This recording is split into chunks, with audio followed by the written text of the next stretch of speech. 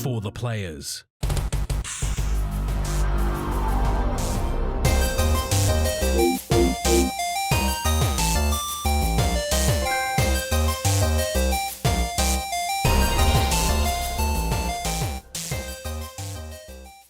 I'm Ryan Betson.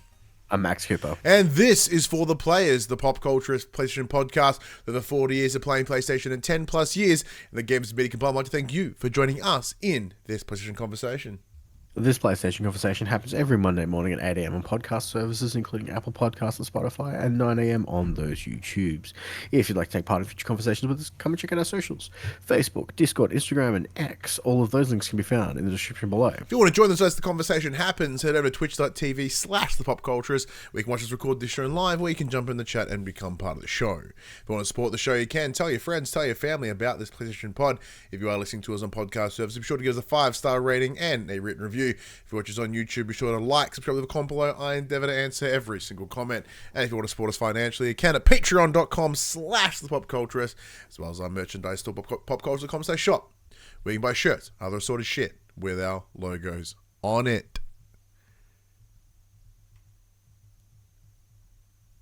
Pregnant pause.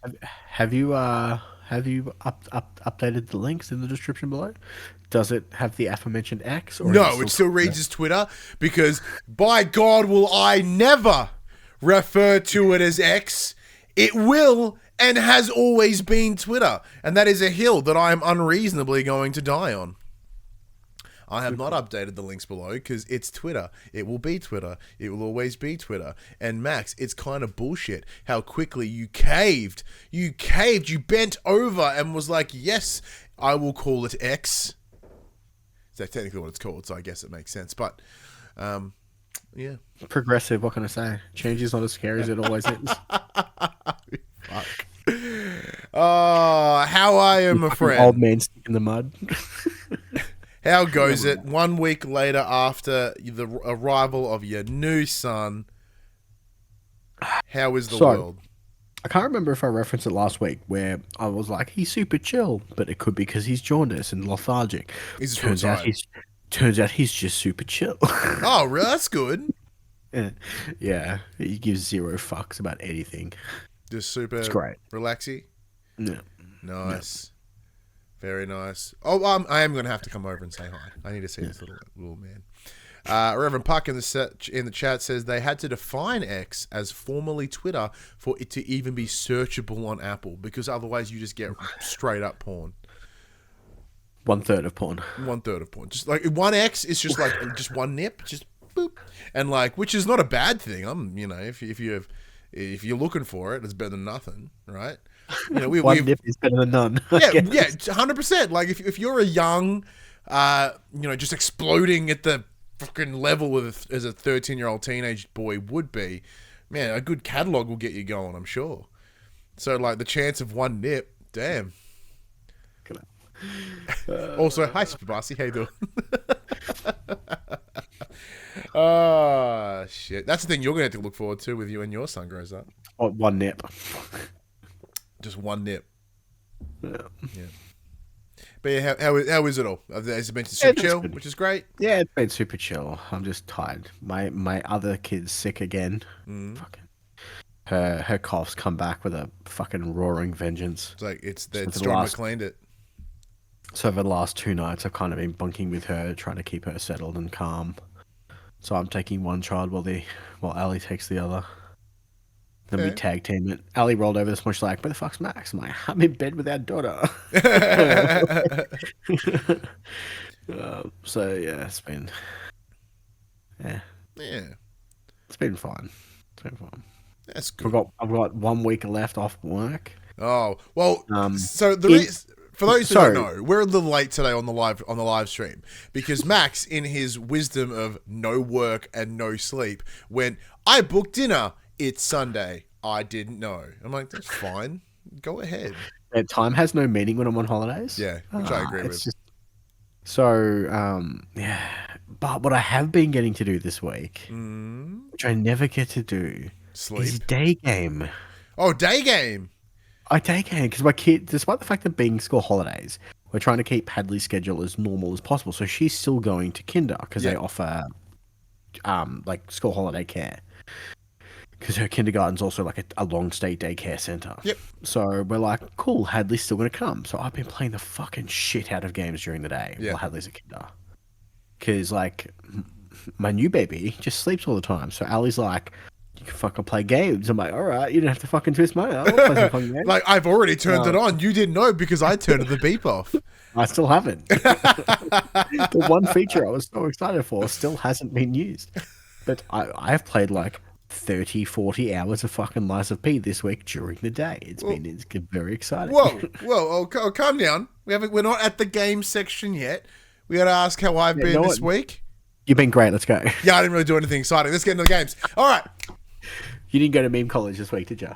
No. I'm still here in town. That's in G Town. Yeah, no, nothing major to report. No wrestling gigs. No. Oh no, I recorded some commentary this evening, which was cool. Now I'm going to say this because I know they're listening in the other room, and it's probably the nice thing to do. So today does mark my 1 year with my partner Phoebe. You know, gay. Yeah, gay.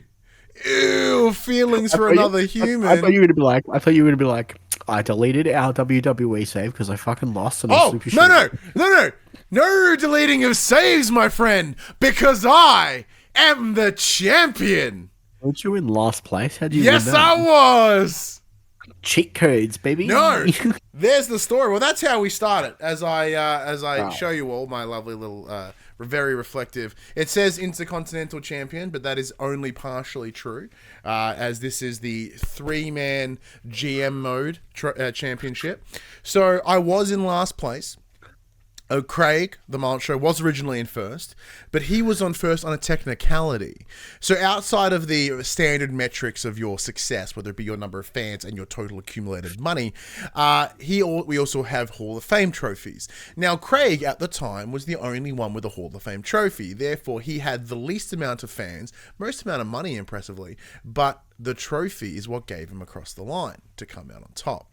Last week, he put this belt on the line in our 4-man team, which was a dumb decision because we weren't even playing for this belt. He lost it to Phoebe. She won the title. Then this week, I was in last place because I had less fans than Phoebe, but I didn't. Neither of us had a trophy. She got a trophy, bumped herself to number 1. I got a trophy, which bumped me into, a middle window. Then, in the pay-per-view, I swung for the fences. Came to the top, number 1, your new 3-man GM champion, Big Daddy Betson. There you go. The belt is more confusing than the elder one. Yes, it is. It's only 3 of us. Yep, it's a good time. But yeah, I went from losing to winning. It felt good. This little bit of plastic, it means a bit to me because I can rub it in my friend's face. Yeah, so look, it may be my 1-year anniversary with Phoebe, which is absolutely lovely. It has been... That's way better. It's my 4-day anniversary. It's my second time around being the Intercontinental 3-man GM champion. And I'm yet to decide which one's better. Well, considering how much you're talking about one and not the other, I'll just think about it.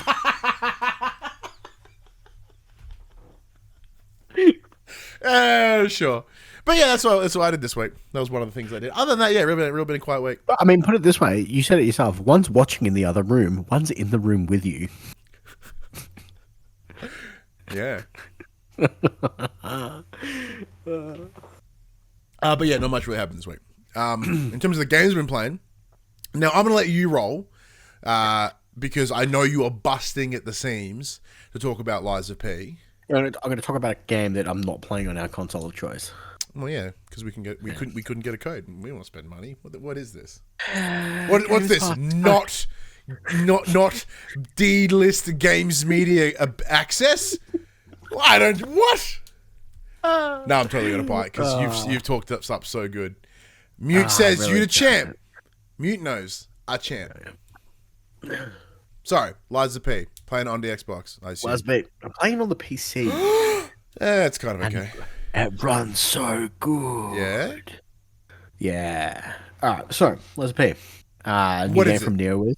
New game from NeoWiz. It is their take on the Souls-like genre, with the catch being you are playing as Pinocchio, and It's correctly pronounced Pinocchio's, but go ahead. Pinocchio. Anyway, however you want to pronounce it. And it's one of those alternate timelines where the robots have risen up and have taken over. In the chat, Mute's like, I thought Life of P was based on the movie Life of Pi. You know, the boy and the tiger? No, it's just someone misspelt it. I'm like, yeah, we'll go with that. It is probably the most polished Souls-like game that's not from Yeah, Soft. like, so Soulsborne games or Souls-like games, ones that aren't made by FromSoft, tend to be trash. Or not nailing it. Like there are certain parts that aren't there. Neo did a good job. Surge was poo. But my problem with Neo is it's not open world. It's mission structured, and you've got to play the missions as they come out. Yeah. So this is that open world. You know you're doing your things to find the shortcuts in the maps to get you back to the boss rooms quicker. It has that Bloodborne aesthetic, and it's like, you know, old-timey English feel. So my best description of this, if you've played the other Soulsborns, it's a happy mixture of Bloodborne and Sekiro. Yeah, I can see that. So it's got like the stagger functionality that Sekiro had, but it's very fast-paced and gothic in its setting, similar to that of Bloodborne.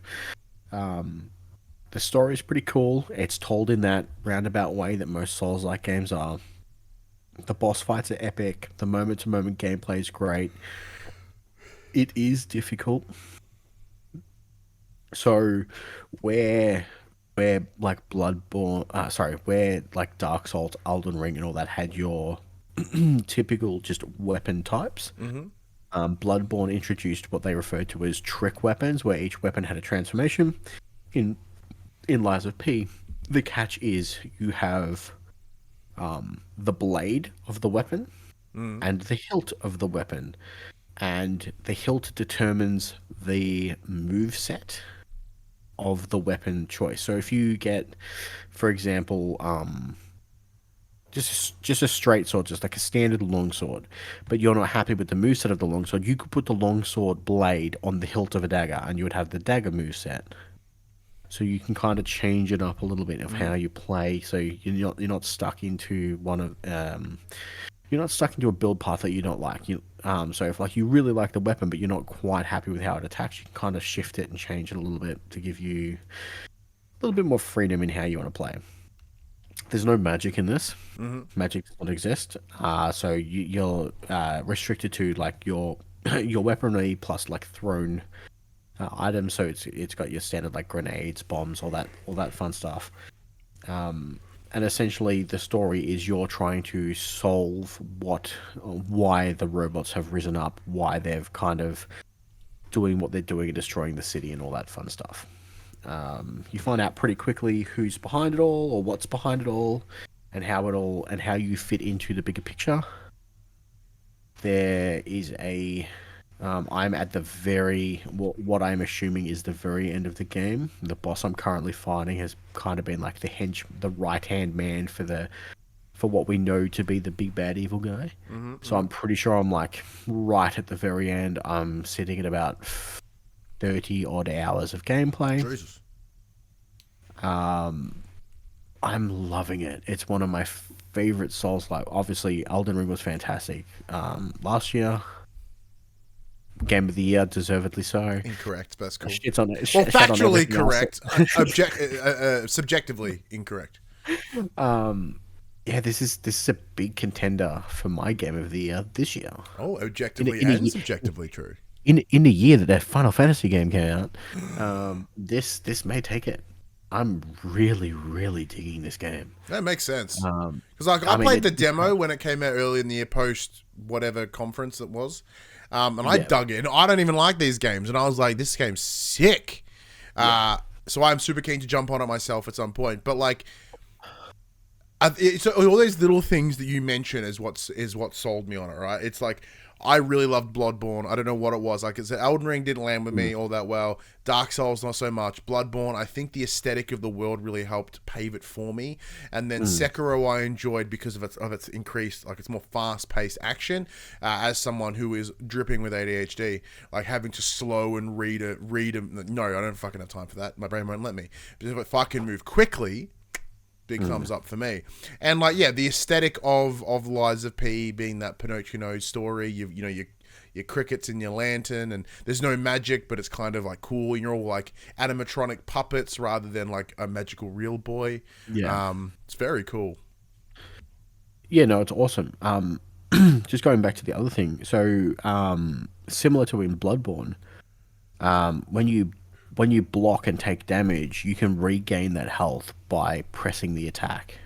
So you can regain a little bit of the health that you lost by attacking, similar to that of Bloodborne, which was, you know, it incentivizes you to play a little bit more aggressively. Forward, yeah. And you said how many hours you put into it? About 30-ish. Jesus Christ. In like, how many days? Like 4? I think no, yeah, about 5. It's a pretty good run. I mean, for the 3 days that my daughter was at kinder, I literally played it from like 9 till 2 every day. That's solid. Yeah, that is really solid, eh? Yeah. Well I done. mean, granted, I got stuck on a boss for like a good 2 hours at one point, and then for whatever reason it clicked. I took a break, came back to it. But yeah, it's been really good. There's a vast array of like the bosses are very different, which is great. There's like a lot of variety in the enemy types, and then it does what every other game does, where the bosses become standard enemies. And you're like, oh, it took me ages to kill this motherfucker, and you're just gonna throw them at me normally? Cool, thank you so much for that game. I love that. Yeah, I've been absolutely digging it. That's awesome. That's good. Yeah. Well, a game that I was digging kind of overstayed its welcome, but I still dug it. So that was Sea of Stars. So I mentioned it last week. I think the week before as well. So I did kick into Sea of Stars when it did drop it on PS Plus as a little freebie. So it is a sort of very inspired from your old Super Nintendo JRPGs. I forget the studio that made it. There are people whose name escapes me. Nope, no idea. Can't pull it out of my noggin. So I did roll credits on it. It is my first credits of the year of a game that released this year. Really embarrassing, I know. It took me just shy of 24 hours, 23 hours. And it was very much one of those circumstances where I felt like the game should have ended like 3 times. It hits a point and you go, sabotage, thank you, Puck. So I kind of go, oh, well, we're wrapping up. Oh, no, there's more. All right, cool. Oh no, okay, there's more. All right, that's fine, that's cool. Is that? Oh yeah, okay, now we're there. We're cool. And it's one of those things where, like, look, Lord of the Rings: Return of the King, you? Yeah, Return of the King, me, but with a lot less like excited hobbits on a bed, which is a real shame. And like way less eagles. Yeah, so many less eagles. If I could eagle my way to the end of this game, holy shit. So it's difficult because I really enjoyed it. I liked it. The story was compelling. There was a twist that kind of made me think very much of Trigger Witch, which is a game that was also very inspired by your JRPG sort of aesthetic and mechanics. I have no idea what you're talking about. I have no idea either. So it kind of takes a real turn and like goes from your fantasy into your more like alternate, which is interesting for a little window of time. The bosses were kind of fun. Like, I really enjoyed it. Like, once you get a grip of the combat system, I really enjoy it. But, to the credit to the game, its mechanics and gameplay is so beautifully seamless and well explained and understood.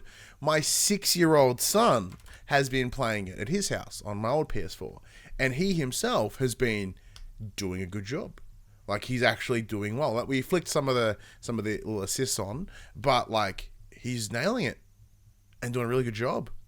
So, like, shout out to the team at Sabotage for making a game that a 6-year-old can play, and which is exciting because I remember this moment where my son is getting older, obviously, and he's kind of getting better at games. Like, we're at that little we're at that little that precipice, right? Where it's like he's just tipping over into being able to play bigger and better games. Like whether it be Spider-Man, like he's really nailed the ins and outs of Spider-Man, even down to the fancy little trick thingies you can do when you're swinging, which he's gonna shit his pants when number 2 comes out. Whether it be Sea of Stars, obviously Minecraft, he has down pat, but like he's just kind of picking games that are kind of out of his comfort zone. And giving them a really good go. And shout out to him and his ADHD because he's all medicated now too, which is actually really allowing him to focus and to learn and to commit to something. And even when the game, because like Immortals, Immortals of Avium, right, we're playing together. That game kept kicking his dick in, but he kept trying. Absolutely kept trying as Max breaks his microphone. Yeah. So for me, it very much felt like this game is going way too long. It's killing me. Like, I was at this precipice where I was like, I need to finish this game because I'm really enjoying it, and I don't have any credits this year outside of games that came out previously. I got to get it done. And I know if I step away from this game for a second, I'm not getting it done. So I sat to it, I pushed, I gritted, I threw on all the relics, all the assists, so I could just get through it. Didn't make it easy. Made it easier. Didn't make it easy. But it was nice to be on the other side of it. I did really enjoy the game. And this is the beauty of the PlayStation Plus, is I would never have bought this game. Because I would have looked at it and gone, that's not a Betson game. But, is it still a Betson game? Probably not. Did I really enjoy myself? Damn right I did. I had a great time. Absolutely great time playing the game. In the chat, Mute goes, really thought your kid was being to Fortnite or Roblox. No. So I have a very clear no Fortnite rule, mostly because A, he's too young, and because even for its rating system, and it's full of the microtransactions, it's full of all those things that I really don't support. Roblox. Let people spend their money how they want. Yep, but that'll be spending my money, so he can suck a dick. Join their class action lawsuit. Where Roblox, he watches some Roblox content, but obviously because we play primarily on PlayStation in my house, we don't have Xbox. We don't have one. PC, I have mine. He lives with his mum, so he doesn't have access to it. Obviously, with it coming to PlayStation in October, I will do my best to try not get him involved in it, but I think he's probably gonna get in there. But yeah, Sea of Stars is dope. It's pretty cool. I really dug it. And then from then, I moved on into the Crew Motorfest. So big thank you to the team over at Ubisoft Australia providing us a review code for the Crew Motorfest. We did get it like just before it released, and then I went into state. Max had a baby. So like it's one of those things where like, oh shit, we'll have to get to this later. And so I booted it up yesterday. First of all, Jesus Christ, is that game absolutely beautiful. So this is essentially the Crew, which previously was known for like, driving across America. It was allegedly like a somewhat scale replica of the US, where you can switch between vehicles at any given time. You can be like, I'm now a car, I'm now a boat, I'm now a plane, which is really cool. And it's the same principle that like Lego 2K Drive took in.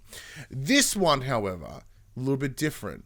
They've really turned into the skid, pun intended, into the world of Forza Horizon. So they've really taken it a lot more colorful, arcadey, sort of open world, as in it's not fully open. It's like they have a very curated area. And I dig the shit out of it for all those reasons. Max, you've been playing it too. Yeah, pretty much the same thing. It's great. It is simmy if you want it to be, but as arcadey as you want it to be. And I sit in the happy medium. I like it to be sim enough where I can't just be like fanging it around every single corner. But I like having bumper bars on my on my bowling alley, so to speak. I like being able to rewind if I fuck up a turn. It has all those features that racing games as a whole have kind of all banded There's life together and improvements almost, yeah. incorporated, and the quality of life changes that they've all kind of agreed upon as a big car racing conglomerate game. It's great. It's fantastic. Because I suck at these games, but I've always wanted to get into them. Yeah. But it's either too arcadey, and therefore I never have to do anything other than hold down the fucking throttle and turn, or it's too simmy to the point where I can't do anything. Yeah. And it's finding that tough balance. That balance is really, I find to be really hard. Now, granted, I haven't played all the game modes yet. I've done street racing and I've done some of the rally races, and they're good. I found that happy medium ground where like I'm winning, but I'm barely winning, and I have to try really hard to win. It's not. So what was the difficulty level that you chose? Because you got like a beginner, an intermediate, and an expert. It was literally the middle one, and then I changed a little bit of the accessibility options. Nice. So like I turned the race line down a little bit because I don't need it. I don't need like a gigantic GPS line on the middle of my screen. I turned that down a little bit. I think I turned off assisted steering, but I left assisted braking on, like stuff like that, just to, to help an old man out. Yeah. So like, yeah, I did the same thing. I went down. I didn't tweak it as much as you, but I'm pretty sure there's no assisted steering or anything on the unless it comes in the middle, and I didn't pick it, or just like halfway. So because for me, what I look for is Gran Turismo. I really had a lot of fun with when it came out last year or this year. Last year. And however, that was a little too simmy for me. Even down the lines of when you're trying to do the run, if you just kind of get off the track a little bit, it goes bow. Like, no, I don't have fucking time for that. I grew up on Need for Speed, right? Yeah. So I love the arcadiness of Need for Speed. Need for Speed Heat was the last one I played from that series. Dug it. Fantastic. This I find is that happy middle ground where your car has weight to it. So you have to consider how you take your turns. Which is fun, and then you have those little considerations about what car you're picking versus the type of the race, blah, blah, blah, blah, blah.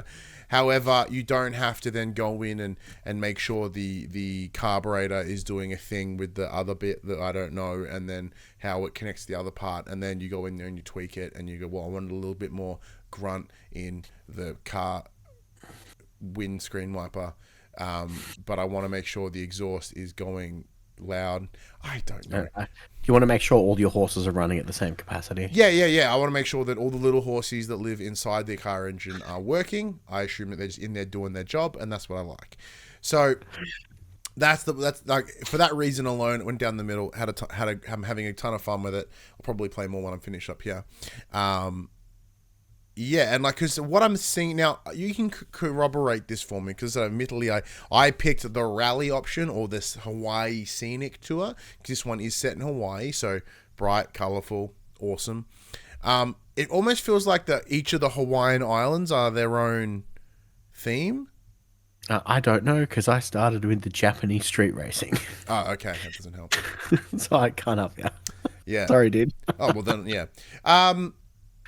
So it's got a little bit of like that. I was living my family dreams and fucking nossing down streets and shit, stealing VCRs. You being your big weeb, just doing Tokyo Drift, hanging out with little Bow Wow, being clearly the worst Fast and the Furious movie.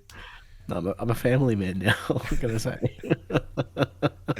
But yeah, look, I'm really digging it. It's still early days, so I have seen in some reviews like apparently the microtransactions are brutal. I haven't really gone into it enough to see all of them. I'll have more to report on that next week. But yeah, cars look cool. Like the reflections look immaculate.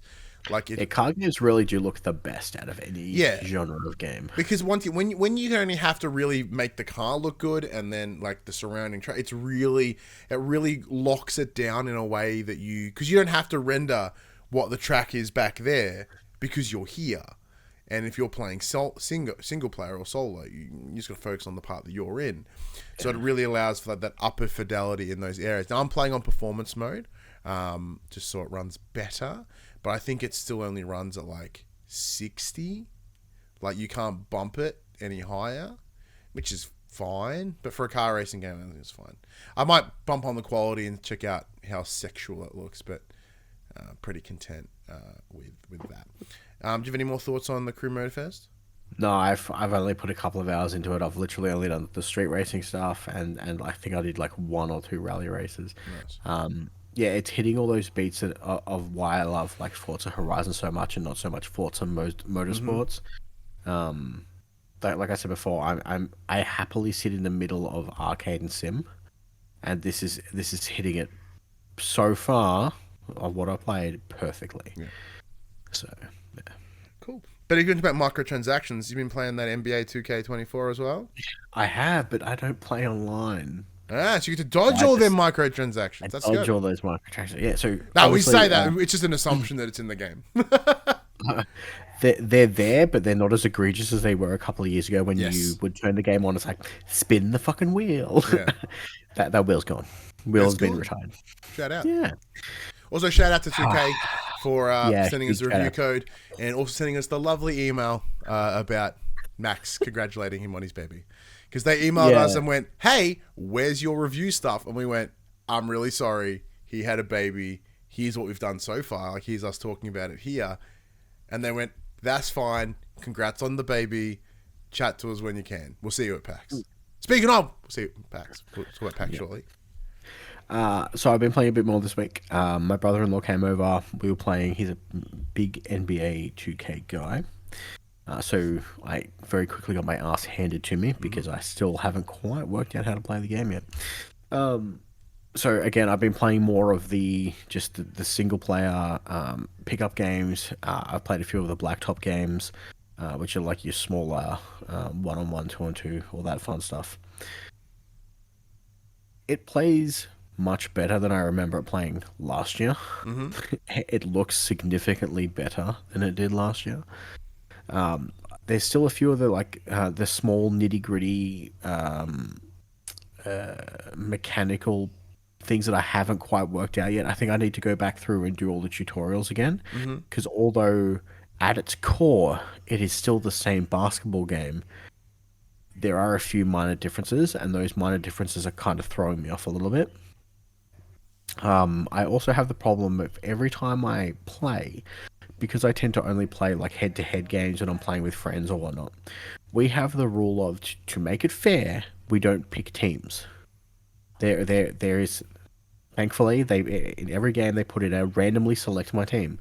That way you don't have the better player picking the better team, because they know. Yeah, they know that like players. LA is better than whatever. Or, so we play random. So I can never. There's obviously, much like in real NBA, some players are better than others at certain things. Yeah. And I, not being a huge NBA guy, don't know those things. So I'm out here trying to shoot 3-pointers with someone who clearly can't even throw the ball that far.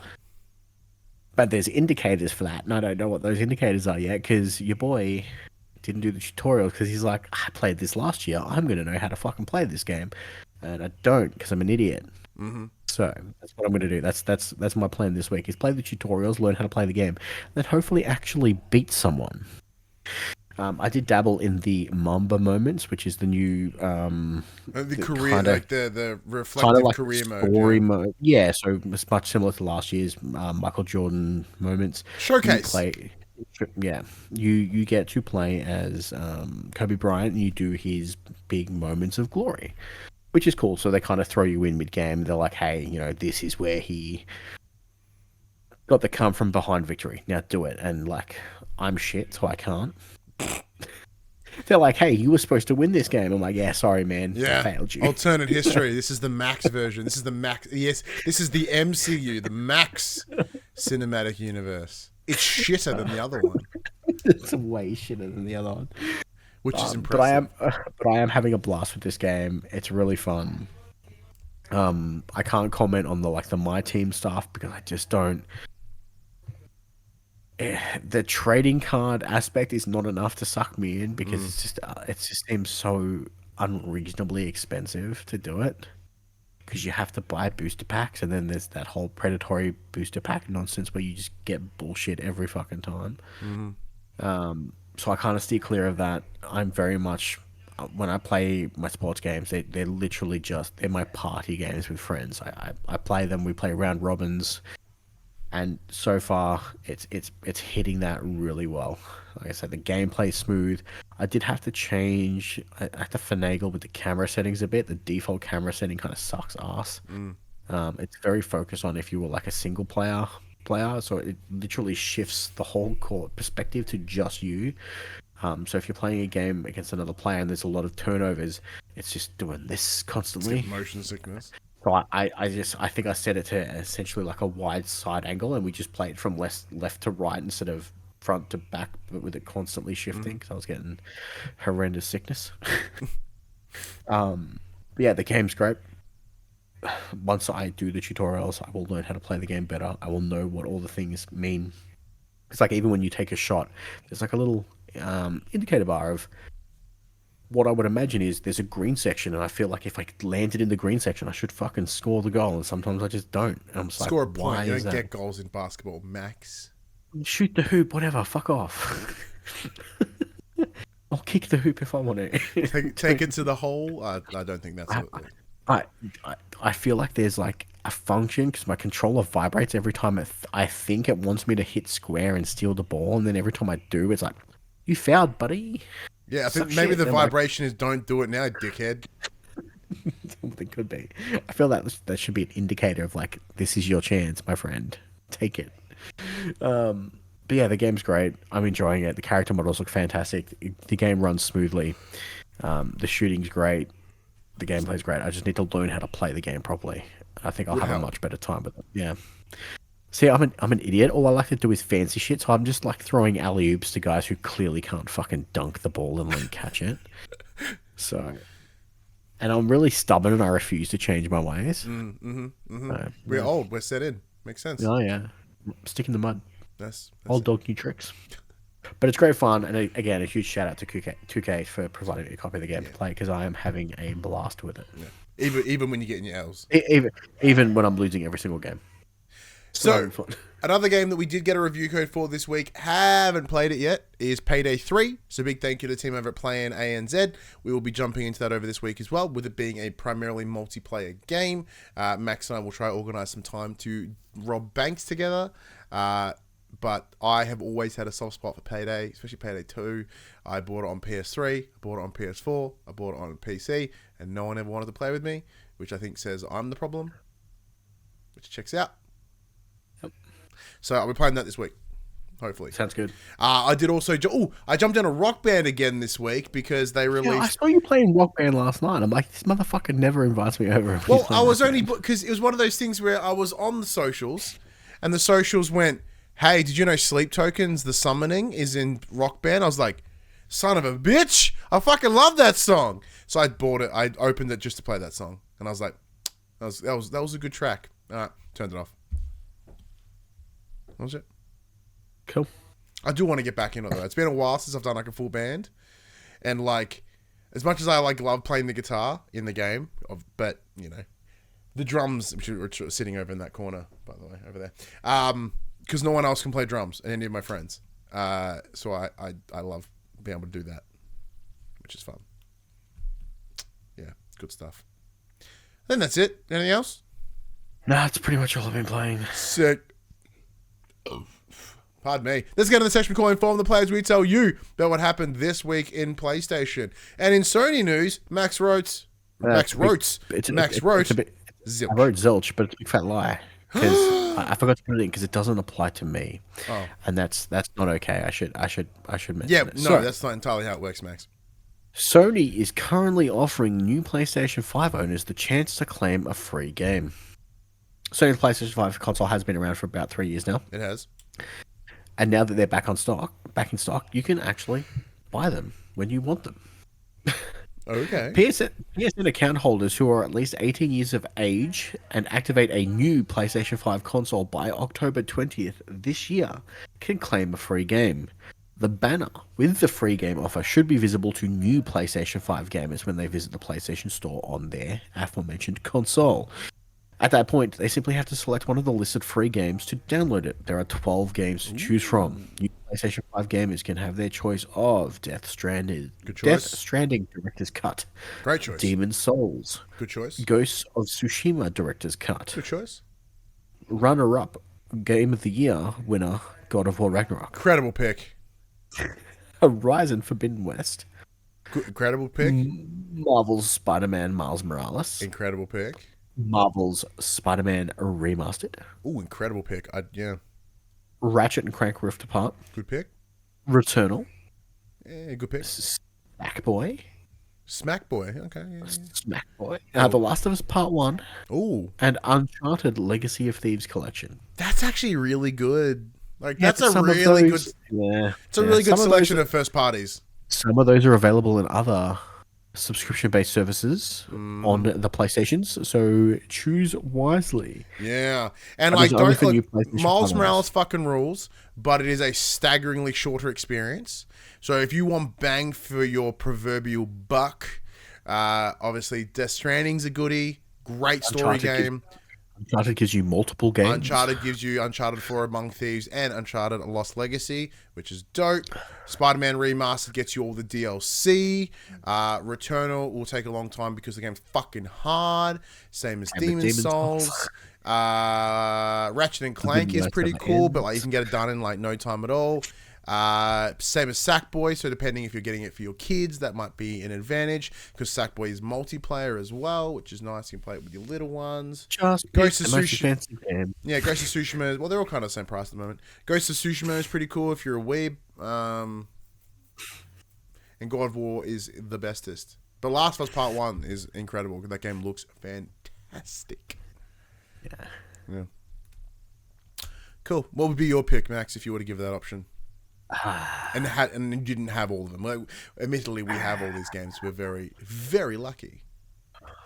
I think if you were to buy a console now, I think your pick's got to be one of the Spider-Mans. Yeah, right? you pick Spider-Man Remastered because obviously Spider-Man 2 comes out in like no time at all.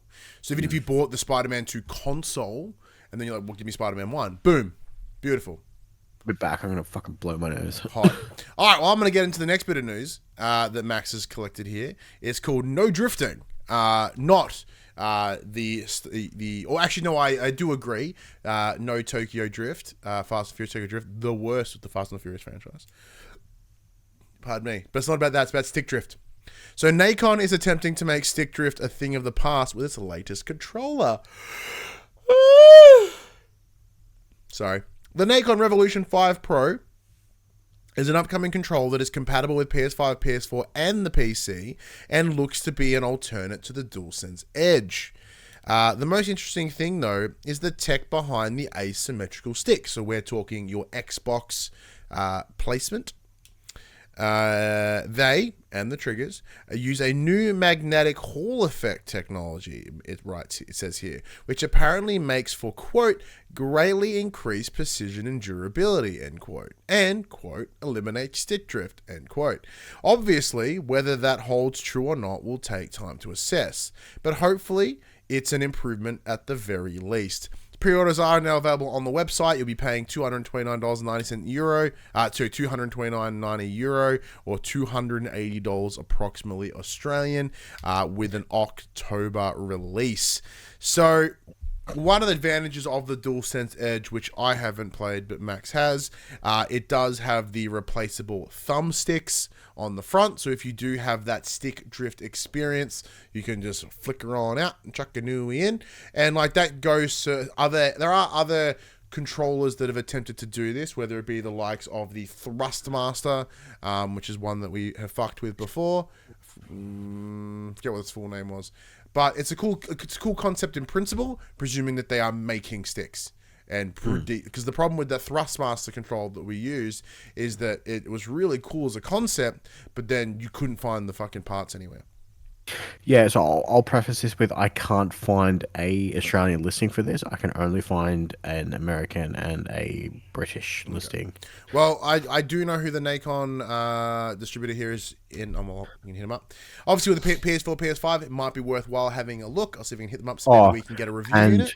I just realized that was a typo. I'm pretty sure it was 380, not 280. 300. Actually, that makes sense because the euro to the AUD. Quick, here Yeah, comes Max with. it is 380. Jesus not 200. Christ, 380 That was my typo. Australian dollary dues. Fuck. I mean, to be fair, a DualSense Edge is $340 dues in Australia. That's true. It's not that much more expensive. Look, for funsies, we'll have a chat with the team. I'm pretty sure it's turn left, the handle Nacon here. If not, it might be 5-star. We'll have a chat and be like, hey, we'd be keen to mess with this. Obviously, we have the DualSense Edge. We also have the Xbox Elite. What the fuck's it called? That's it. You nailed it in one. Yeah, the Elite 2. So we can kind of look around, and you've got an old SCUF controller around. So we'll do a little tester of all the range. It's been a while since we've done some tech reviews, so that would be fun. Now, obviously, I will never spend that much money on a controller because I don't have that much money to spend on a controller ever in my life. Now, Max, you have the Edge there. You did hit the Bank of Nan, the Bank of Mum, to help you out, which shout out to Nanny K. But you, obviously being a SCUF owner previously, you do care more about the controller, its response, etc. How does this tempt you? Or does it tempt you? No. Obviously, you know, being the use case of I have 2 controllers already that service that purpose. Mm-hmm. The only thing that interests me more in this than anything else, I think, is the fact that it has offset thumbsticks. Yeah. And I've gone on record saying offset, but then I'm a big fan of like offset thumbsticks. So much so that I've been playing Liza P with my Xbox controller all week, and when I picked up my fucking DualSense Edge, it felt like this alien technology in my hand because because I don't have an Elite controller. There's just more fucking buttons everywhere, and it felt, for a little while, clunkier than what I was used to. Because obviously it's got a bit more weight to it than a normal control and all that other fun stuff. So, but like, look, all this stick drifty magnetic nonsense tells are really fun. That's cool. So I dropped my pen. Hang on. I'm back. So the thing that I need in my control, especially I'm going to be spending this amount of money on them, which I'm not going to, but I love the principle. Tactile buttons. Tactile buttons. I fucking love tactile buttons. Yeah. Ever since I used that, like the Razer Raiju Ultimate, and it was like, it's got tactile buttons. I was like, fuck yes. Any controller I ever touch ever must have tactile buttons. That clickiness, the response is the best. Every other button feels mushy as shit in comparison. Max, does this controller have tactile buttons? I have no idea. All right. Well, you get into the next bit of news while I find this out. All right. You want to talk deal or no deal? It's back in the news. Yeah, Andrew O'Keefe. What a piece of shit.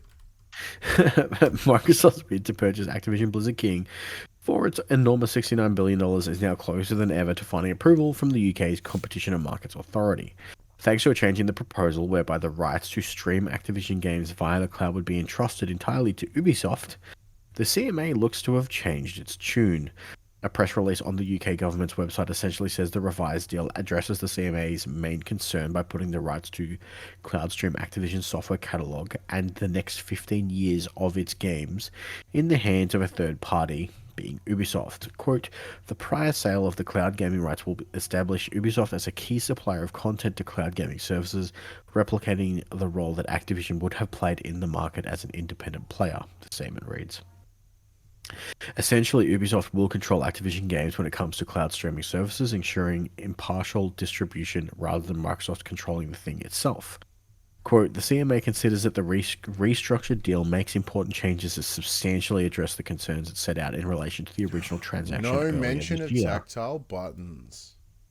However, Microsoft isn't completely in the clear yet. The CMA still had some reservations that, quote, certain provisions in the sale of Activision's cloud streaming rights to Ubisoft could be circumvented, terminated, or not enforced. In response, Microsoft has, quote, offered remedies to ensure that the terms of the sale of Activision's rights to Ubisoft are enforceable by the CMA. In what seems to be the final steps, the CMA has begun 2 consultations, one to test the aforementioned remedies about its last few concerns, and another to make an overall decision on whether to approve the deal as a whole. The deadline on both of these is the 6th of October, which is in 2 weeks' time. What's your thoughts, brother? It's happening, baby. It's happening.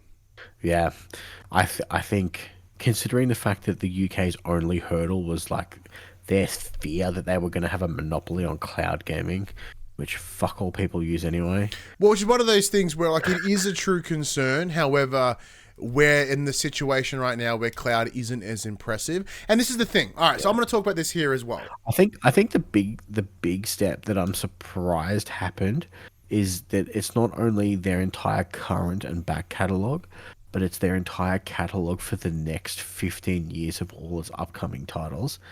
Like that's pretty huge. Do I trust Ubisoft to not be dicks about this? Maybe. Like, yeah. Does that mean that they're just going to add all these games to Ubisoft Play or whatever the fuck Ubisoft's thing is? Well, on a plus side, Ubisoft Play is part of PS Plus. Yeah. Yeah, but if there's no PlayStation native title, it's not going to fucking run anyway. True. Speaking of, and that's where my thing here is. And look, it's going to happen, but this is the thing. The entire argument that you're having right now is we have to trust that both Ubisoft, a company known to do shady fucking things and continue to be fucking shady, even though I do like them. I like the individuals that I work with and the games that I play. Cool. As a company, problem. Activision, you have to trust that they aren't shit. Not happening. They are one of the shittiest. Same goes with Microsoft. Once again, we want to talk about leaks and shit like that happened this week. Now, Max, I know you didn't put it in the news because you're like, but like, there's a thing here, right? And this is a preface that needs to come into this. During a series of leaks this week, coming out from documents like this, it was reported that there was a window of time where Microsoft were having the intention of buying Nintendo. Now, this is on the back of Microsoft attempting to buy Nintendo previously, where they were the quote that I heard was laughed out of the room, right? And then they're trying to do that again. For me, what this signifies, and that we're looking, and when we see all the article, we see all these leaked documents, these emails, these conversations, and it's all about Microsoft not choosing to be better at their job, but instead buy out everyone that makes it that creates the perception that they are doing better. Now, on that back, we learn very quickly about their intent, their plans to utterly restrict the games, the studios that they buy from releasing anything on other consoles, including games that were already actively in development, like Starfield. I have no confidence that any of the companies in this exchange, Microsoft, Activision, or Ubisoft, will keep their word, will behave accordingly, because we have seen all three of these companies say one thing, something else comes out the corner of their mouth, and they lie. They are corporations. Corporations always lie. And when it comes to legal proceedings like this, where they are sworn to the truth, yet they fail to provide said truth, and that truth can only be discovered through leaked documents, then we have a greater concern. So yes, this deal may go through, and the only advantage that Microsoft has is they do seem to have a relatively endless pockets, where the likes of the Embracer Group do not, as we see them wanting to sell everything at the moment, demonstrating that this mergers and acquisition approach is unfeasible fiscally. And even then, we've found out this week that it's very likely that Game Pass is in fact also not fiscally ideal, as they can barely afford to pay for development of games when they're paying the upper line of $250 million for 3 months of Red Dead Redemption. It is ridiculous. There is not enough subscriptions in the fucking world to pay for that money. They are operating at such a heavy loss that it is ultimately damaging the value proposition of games. The games industry is as large as everyone has to have a race to the bottom, where not every other company has the deep pockets and can take that financial hit to operate at a loss consistently like Microsoft. And also in the chat, Reverend Puck points out, and the 75 to 80% of all Xbox next-gen consoles are the Series S. That's right, not the Series X, which makes sense because when you've got when you have a games service, is what you're selling rather than consoles, people are going to pick the cheaper option, right? Yeah, look, that's where I stand. It's not a new stance. I've had this stance for a while. It hasn't changed. If you go back X amount of episodes, you'll hear the same thing. But now I just have more information to validate my stance. Not in a, hey, Ryan was right, because I'm wrong all the time. I'm probably wrong now. But there's enough information here for me to go, they aren't your friends. They never have been. This customer first presentation that what's his fuck? Pete Hines? No, that's not his name. That's the guy from Bethesda. What's the guy from Xbox whose name escapes me right now? Phil Spencer. They ain't it. I'm sorry. And yes, it's a great for you as the customer, but the ramifications, the long-term damage, it's yet to be seen. But yeah, it's happening. Not much we can do. I've ranted again, Max.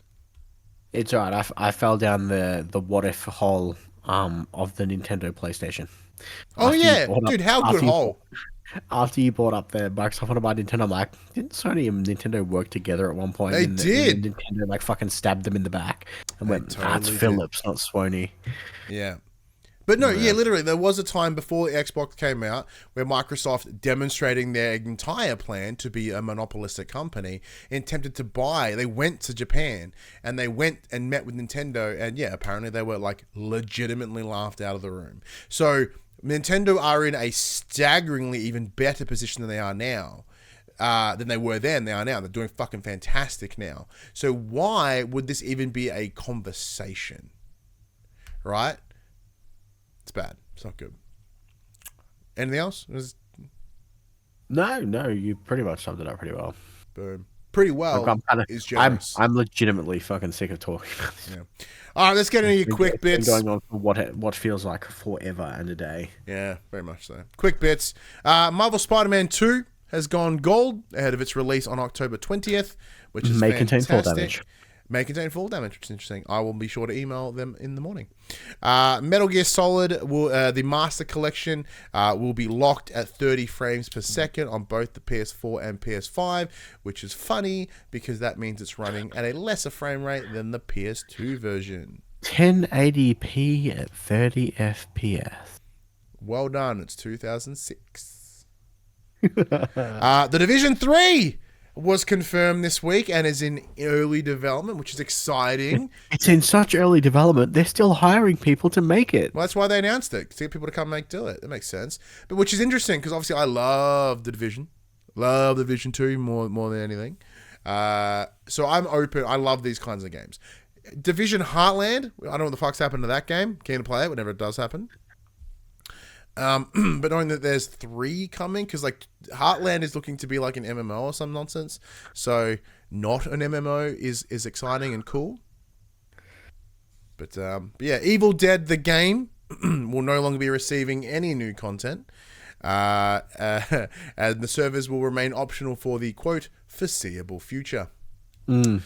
So once again, another one is these asymmetrical multiplayer games based around some horror thing. Is Dead by Daylight just has such a fucking chokehold on that genre that IPs aren't going to save it. Yeah, and the problem is Predator failed. This failed. I think the Ghostbuster game is not doing great. Yep. Friday the 13th was hilariously funny for like a little bit, but like the game was riddled with bugs and wasn't great. Yeah. The problem with asymmetrical multis is in order to make it work, you need to have the balance. And it's near impossible to balance when you've got these like super fucking horror monsters. And then if you the beauty of Dead by Daylight is it has enough characters over multiple different IPs to interest multiple people. Where if I didn't like Evil Dead, which I don't think I've seen the second one like a bajillion years ago, if you didn't like Evil Dead, well, you're not buying it. But you'll buy Dead by Daylight because you kind of like Iron Maiden when that thing's coming on. You like this, you like that, and you'll skip past Nicolas Cage. Yeah, you'll skip past all the franchises that you don't care about. Be like, I like some of them. But yeah, if you don't like Friday the 13th, I'm sorry. Done. Out of here.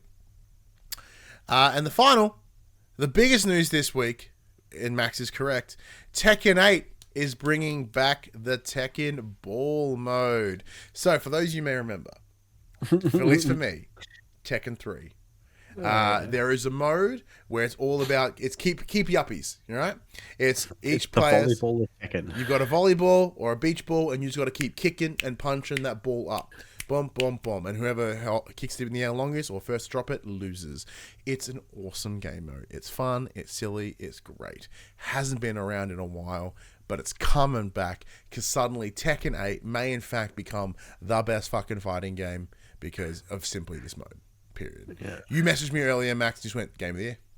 Game of the year. Speaking of games that of this year, got me coming out this year. Here are the upcoming titles for next week. We have Cyberpunk 2077 Phantom Liberty coming out. Heard good things. 26th. The 2.0 update is out now. It's playable. CD Projekt Red recommend a fresh save, which makes sense. I'm thinking about reinstalling the game. Me too. Yeah.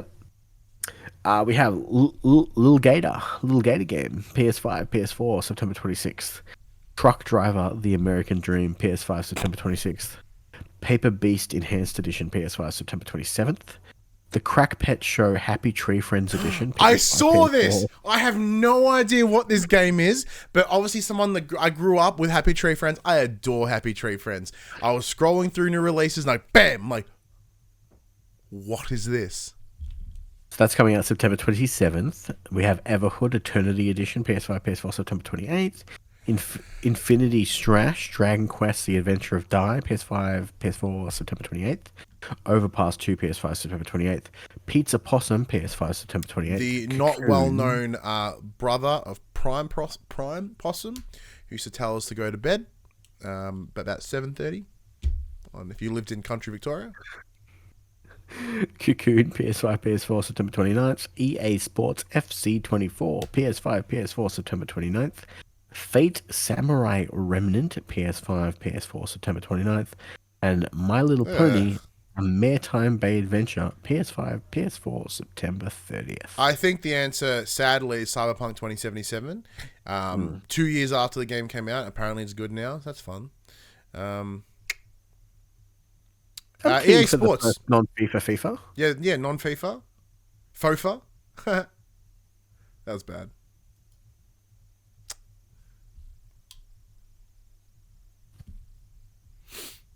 We'll just, let's just sit in that for a little bit, just so I learn my lesson. Fucking terrible. Yeah. All right, My Little Pony it is.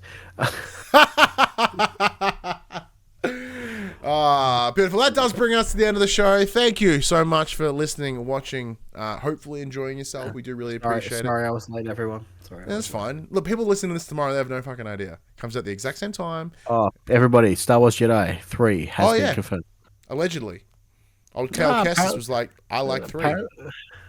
Yeah. The actor behind the Star Wars Jedi character Cal Kestis has confirmed that Star Wars Jedi 3 is in development. Oh, Cameron Max. Monaghan. It's too late. We've done the news part. It's time to go home. You. Shut up.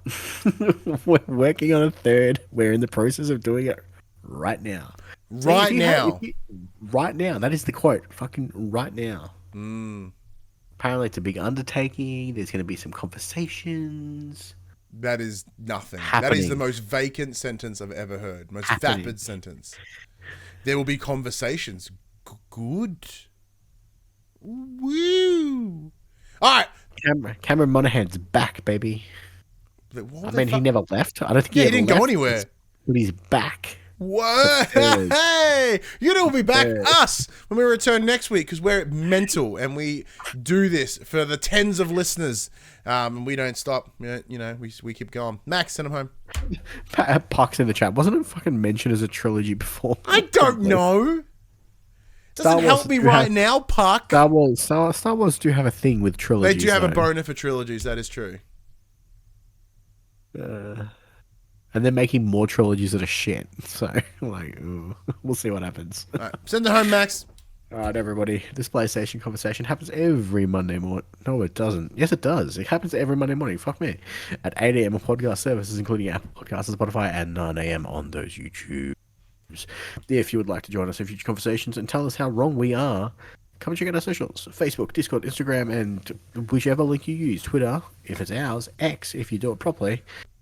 Although those things can be found in the description below. If you want to join the conversation as it happens, head over to twitch.tv/PopCulturists watch us record this show live. We can jump in the chat and become part of the show. If you want to support the show, you can. Tell your friends, tell your family about this PlayStation Pod. If you are listening on podcast services, be sure to give us a 5-star rating and a written review.